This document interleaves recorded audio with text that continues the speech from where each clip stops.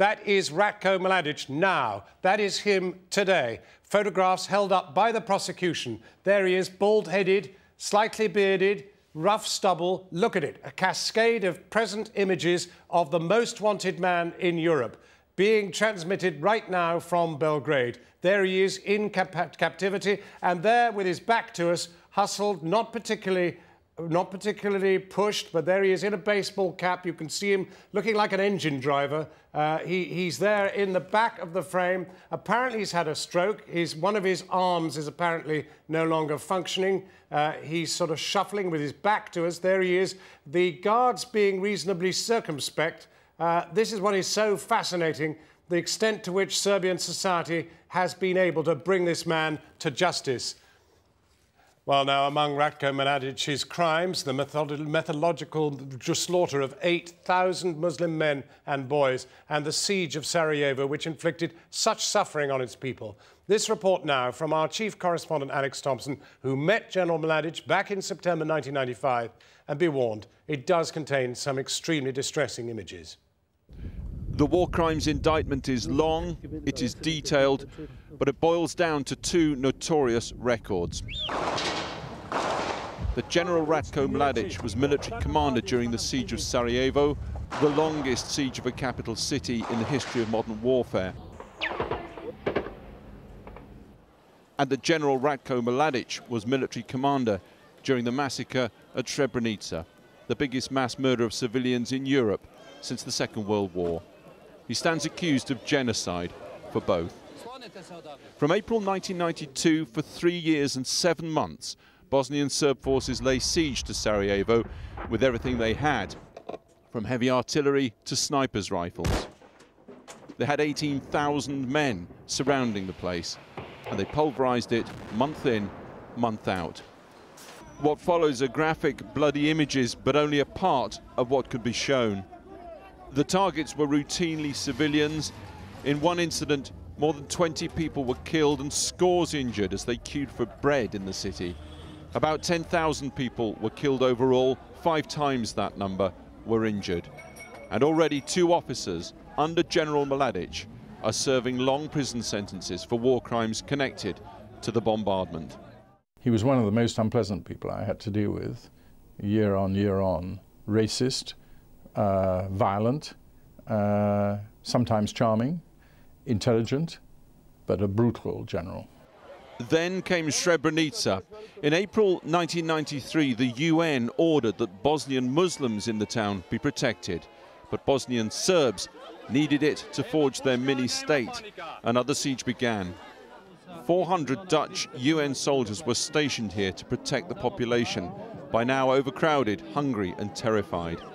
And after 2 years of siege, the Bosnian Serbs, under the command of General Mladić, moved in.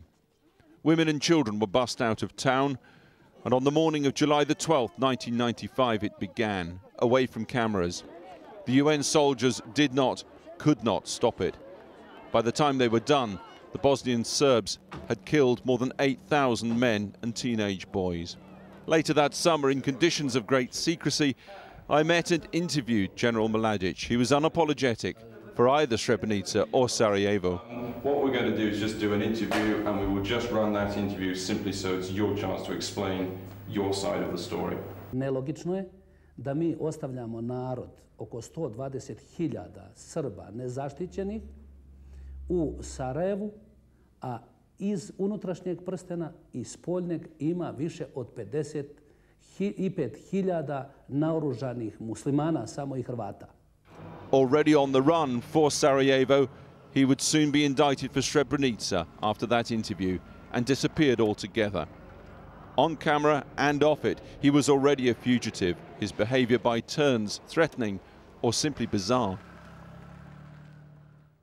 Well, I need to tell you that the stills that we've just shown you on the screen were mocked up by Serbian television, so just shows you, doesn't it? But the actual picture of him moving, they were real, and we'll show you them again in a moment. But Alex Thompson is with me now. Alex, there you were, you met him.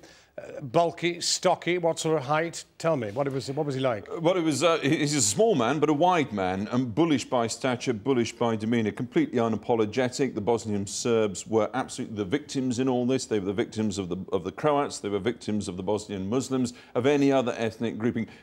Rather what you'd expect, I think. And he said that he would defend to the hilt his right to defend his people and fight for his people. That was it.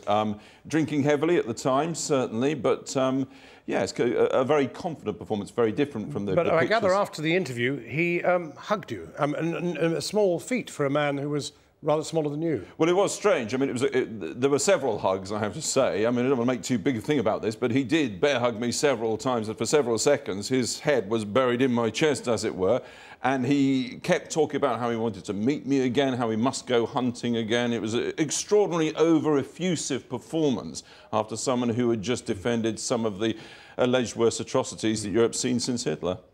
Well, now, we have not yet seen close-up pictures of him. The pictures we showed were mocked up by Serbian television from somebody else's account. Let's take a look now at that actual moment when he was pushed through into the cell. Let's have a look at him. There he goes. Yeah.